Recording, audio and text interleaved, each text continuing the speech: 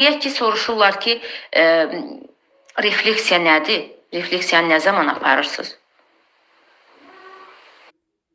Refleksiya başa çatmış prosesin şuurda inikasıdır. Mənimsəmə qavrama prosesidir. Və mən refleksiyanı dərsin sonunda aparıram əsasən. Bugünkü dərsimin şagirdləri, bugünkü dərsimin mövzusunu şagirdlər nə dərəcədə mənimsəyib, onu yoxlayıram. Yəni, refleksiya yaxın müddətli yaddaşdan uzun müddətli yaddaşa ötürülmə deməkdir.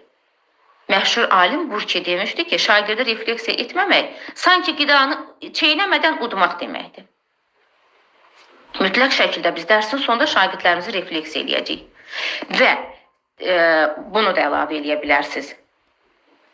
Deməli, deyəcəksiniz ki, refleksiyanı bir neçə üsullarla aparırıq. Məsələn, deyək ki, 3-2-1, çıxış bileti, cümlə kökləri, sorğu, müsahibə, sual-cavab şəklində refleksiyanı apara bilərik. Müəllimlər, hərəniz icmalınızda, ümumiyyətlə, bax, bu danışdıqlarım var, müəllimlər. Tək sizə müsahibədə lazım olan məlumatlar deyil. Bu məlumatlar sizə işinizdə də lazımdır. Hər gün icmal yazırsınız. Məsələn, müəllim var ki, yeni öyrənib ki, o refleksiyadakı 3-2-1 nədir? Müəllim var ki, ümumiyyətlə, refleksiya nədir, bilmir. Yəni, burada, məsələn, deyək ki, 3-2-1-dən. Məsələn, mən sinifimdə daha çox şagirdlərimdən 3-2-1-dən aparıram. Şagirdlər bir növuna əyləncə kimi baxırlar. Məsələn, deyəndə ki, ay uşaqlar, başa düşdünüz dərsi? Başa düşməyəndə deyir, bəli, müəllim, başa düşdük. Amma dərsin əvvəlində lövhəyə yaz ki, uşaqlar, bu dərsin axırında 3-2-1-dən istifadə edəcək. Bir neçə dərs ta ki, o şagirdin o, deyək ki, 3-2-1-lə bağlı məlumatı oldu. 3-cü, 4-cü dərsdən sonra deyəndə ki, uşaqlar, bugün 3-2-1-dən istifadə edəcəyik. Bir də baxırsan ki, şagird qələm dəftər qaralamasını çıxardır. Müəllimə məndən bir dənə qeyd, başlayır qeyd aparmağa. Birdən müəllim məndən yadında qalan məlumat soruşar.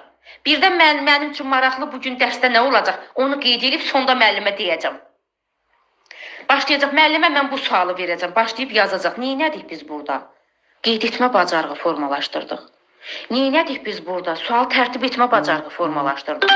Diqqəti şagirdin dərsə yönəltdik. Salam, axşamınız xeyir, əzizlərim. Axşamınız xeyir, hamınızı xoş gördük. Yəni, bax, müəllimlər, ümumiyyətlə, yəni, refleksiya etmək həqiqətən də, yəni, dərsi mənimsəməsini əldə eləmiş olursan ki, hə, bu dərsdən şagirdlə. Deyəndə ki, uşaqlar, 3 yadınızda qalan məlumat, qoy dursun hər, məsələn, yazılı da eləyə bilərsiniz, onu şifahi da eləyə bilərsiniz. Və yaxud da ki, deyirsən ki, hə, 3 yadınızda qalan məlumatı deyin, 2 sənin üçün bu dərsdə ən maraqlı fakt nə oldu, onu bildir. Və 1 sənin üçün qaranlıq qalan məqamıdır. Bu mövzu ilə bağlı sənə nə qaranlıq qaldı? Başqa nəyi bilmək istəyərsən daha çox? Şagird onu bildirəcək.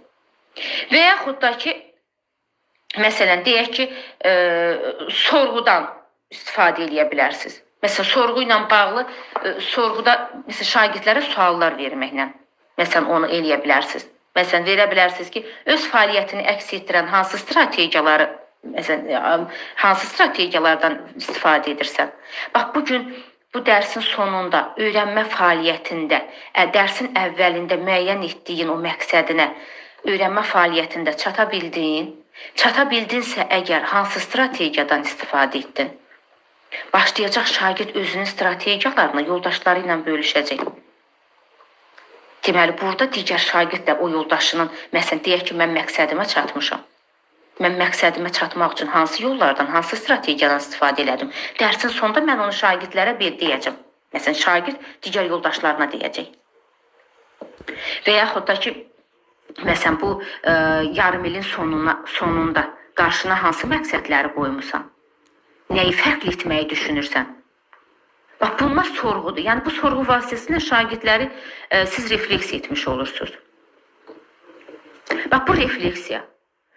Məsələn, motivasiya ilə bağlı verilə bilər. Məsələn, də deyək ki, deyər motivasiya deyəndə nə başa düşürsünüz?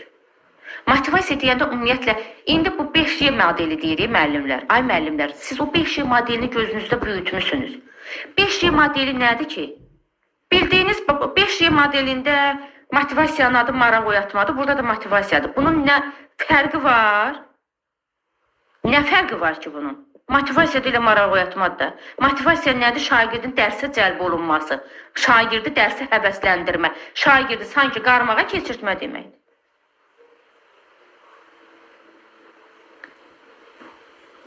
Sadə, yəni bir müdavimim vardı, həmişə deyir ki, məktəbdə müəllimlərə deyirəm ki, Gülnarə müəllimə fən üstü danışır.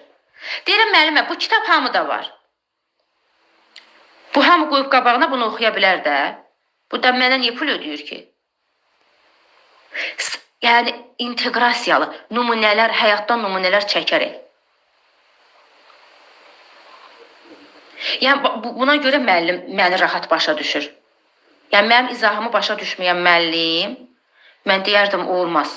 Yəni mənim izahımı başa düşməsi, da o müəllim geçsin, ərzə versin, çıxsın işdən. Yəni çox, yəni maksimum dərəcədə mən çalışıram ki, sizlər üçün rahat, yəni həyatdan nümunələr çəkərək izah eləyəm. Məsələn, adi pedaqoji tələbləri, məsələn, bu il dedilər ki, pedaqoji tələblərdə ona da toxunacağam. Əslində danışmalı həqiqətən çox mövzu var, çox maraqlı mövzular var. Yəni, səhərə qədər danışaram burada sizlər üçün. Bu il pedaqoji tələblərdən də dedilər.